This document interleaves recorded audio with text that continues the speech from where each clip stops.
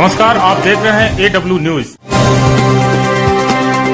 ये एक राजनीतिक मुद्दा है, ये राजनीति की तरफ इनका एंगल है, लेकिन हाथ जोड़ के करबद्ध निवेदन करना चाहूंगा कि भूतपूर्व सैनिकों को अनदेखा ना किया जाए और उनकी मांगों पे ध्यान दिया जाए। और जैसा कि सबका सैनिक संघर्ष कमेटी ये ऐलान कर रही है, क्या ये सही है या गलत है, इसका जवाब आप कमेंट में जरूर बताएं। नमस्कार, स्वागत है आपका। आप सभी जानते हैं आरोपी विसंगतियों को लेकर 20 फरवरी 2023 से जंतर मंतर पे सबका सैनिक संघर्ष कमेटी के द्वारा लगातार आंदोलन चलाया जा रहा है। बीते एक साल से सरकार चुप्पी साधे हुए है। सरकार के बेरुखे रवैये की वजह से भूतपूर्व सैनिकों में काफी रोष देखने को मिल रहा है। सबका सैनिक संघर्ष कमेटी देश के कोने कोने में, हर प्रदेश में जाके जगह जगह मीटिंगें कर रही है। हाल ही में जम्मू के आरएसपुरा इलाके में 4 फरवरी को भूतपूर्व सैनिकों की एक विशाल जनसभा हुई, एक विशाल मीटिंग हुई। इस मीटिंग का असली सच इस पूरी रिपोर्ट में, इस पूरे वीडियो क्लिप में देखें। यह कोई पैसे देकर बुलाई हुई मीटिंग नहीं है, किसी नेता की चुनावी रैली नहीं है। ये वो पूर्व सैनिकों का हुजूम है जिन्होंने देश की रक्षा के लिए बॉर्डर पर सीमाओं की सुरक्षा की है, जो अपनी जायज मांगों के लिए अभियान में शामिल हुए हैं। इस मीटिंग का उद्देश्य क्या है, आओ जानें। सूबेदार मेजर SP गौसल। सैनिक संघर्ष कमेटी के नेशनल एडवाइजर ने कहा, आरएसपुरा की मीटिंग में पूर्व सैनिकों का जोश देखने लायक रहा। मौसम खराब होने के बावजूद बारिश के मौसम में हजारों की संख्या में पंजाब, हरियाणा, राजस्थान, जम्मू कश्मीर के पूर्व सैनिक पहुंचे। इस मीटिंग का मेन मकसद सबका सैनिक संघर्ष कमेटी द्वारा 20 फरवरी 2023 से चलाए जा रहे आरोपी विसंगतियों के आंदोलन के लिए है। इस मीटिंग का उद्देश्य लोगों को जागरूक करना, क्योंकि सरकार आरोपी विसंगतियों को लेकर चुप्पी साध रखी है। इसके बावजूद भूतपूर्व सैनिकों द्वारा आरोपी विसंगतियों के खिलाफ तहसीलदार से लेकर राष्ट्रपति तक ज्ञापन सौंपे गए। साथ ही रोड मार्च, रैली और रेल रोको आंदोलन भी किया गया, संसद घेराव भी किया गया।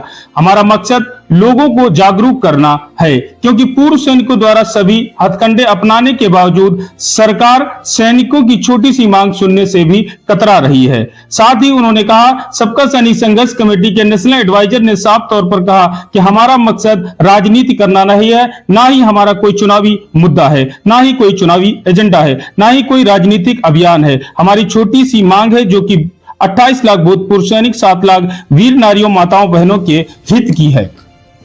भूतपूर्व सैनिकों के साथ हुए अन्याय की ये मांग है। सबका सैनिक संघर्ष कमेटी देश के हर स्टेट में रैली करना, मीटिंग करना और पूर्व सैनिकों में जागरूकता अभियान चलाएगी। हमारा मकसद कोई पॉलिटिकल एजेंडा को बढ़ावा देना नहीं है। साथ ही सबका सैनिक संघर्ष कमेटी के नेशनल एडवाइजर ने कहा कि यदि सरकार पूर्व सैनिकों की मांग नहीं सुनती है तो जैसा कि पहले ऐलान किया है, माननीय रक्षा मंत्री राजनाथ सिंह के लोकसभा क्षेत्र लखनऊ से उनके खिलाफ नायक हरपाल सिंह चुनावी मैदान में उतारे जाएंगे। साथ ही माननीय प्रधानमंत्री नरेंद्र मोदी जी के लोकसभा क्षेत्र वाराणसी से सबका सैनिक संघर्ष कमेटी के प्रधान सूबेदार प्रगट सिंह जी प्रधानमंत्री के खिलाफ चुनावी मैदान में उतरेंगे, क्योंकि पूर्व सैनिकों की मांग का हल रक्षा मंत्री और प्रधानमंत्री जी के हाथ में है। यह हमारा लास्ट हथियार होगा। हमारी किसी भी पॉलिटिकल पार्टी को से कोई मतभेद नहीं है। हमारा उद्देश्य सरकार के सामने रोष प्रकट करना है और लोगों को जागरूक करना है, अपना हक मांगना है। दूसरी तरफ साथी कैप्टन जगदीश वर्मा ने जम्मू कश्मीर में हुई मीटिंग पर कहा कि ये एक बहुत ही महत्वपूर्ण मीटिंग है, जिसका जोश पूर्व सैनिकों में इस मीटिंग में देखा गया। आज तक किसी रैली और मीटिंग में ऐसा देखने को नहीं मिला। उन्होंने कहा, मैं सरकार को बताना चाहता हूं कि हमने सरकार के सामने हर संवैधानिक तरीके से अपनी मांगों को रखा। अगर अब हमें मजबूर होकर कोई हार्ड स्टेप लेने की जरूरत पड़ी तो सरकार इसकी खुद जिम्मेदार होगी। उन्होंने कहा, सरकार कहती है हमने ORP दे दिया और पूरा क्रेडिट लेती है। सरकार कहती है हमने 2014, 16, 19 पूर्व सैनिकों को ORP दे दिया, जिसका भरपूर पैसा पूर्व सैनिकों की जेब में गया। लेकिन पूर्व सैनिकों 20 फरवरी 2023 से जंतर मंतर पर आंदोलन कर रहे हैं और कहते हैं कि हमें ORP नहीं मिला, तो कहीं ना कहीं कोई गड़बड़ी हुई है। इस विसंगति को दूर करने के लिए हमारी मांग 3 रिटायर्ड जजों की कमेटी बनाए और वो होशियारी के नियमों को से लेकर ORP 2 रिवीजन विसंगतियों की जांच करे, साथ ही सही ORP लागू करे। साथ ही उन्होंने कहा, हमें इस बात का दुख नहीं है कि हमें पैसा नहीं मिल रहा, हमें पैसा नहीं चाहिए। सरकार कहती है हमारे पास पैसा नहीं है, हम सरकार के साथ हैं। उन्होंने कहा लेकिन ओआरपी को सही तरीके से लागू किया जाए। पूर्व सैनिकों की नाराजगी का कारण सरकार का चुप रहना, साथ ही नेशनल मीडिया को भी दबा के रखना, जो कि डेमोक्रेटिक कंट्री में नहीं होना चाहिए। अंत में उन्होंने कहा पूर्व सैनिकों को अनदेखा न करें, ऐसा कोई रास्ता निकालें ताकि हम बात कर सके और इस समस्या का हल निकल सके। अंत में कहा गया हम सरकार को हिला देंगे, हम दिखाएंगे कि सबका सैनिक पूर्व सैनिकों की क्या पावर है। सबका सैनिक संघर्ष कमेटी लगातार मीटिंगें कर रही है और देश के हर राज्य में उनका मीटिंग करने का प्लान है। और जैसा कि आपने देखा कि उनका कहना है कि लखनऊ क्षेत्र से लोकसभा क्षेत्र जो कि माननीय रक्षा मंत्री राजनाथ सिंह जी का है, वहां से वो चुनाव लड़ने की तैयारी कर रहे हैं और साथ ही प्रधानमंत्री के खिलाफ वाराणसी से चुनाव लड़ने का ऐलान कर रहे हैं, प्लान कर रहे हैं।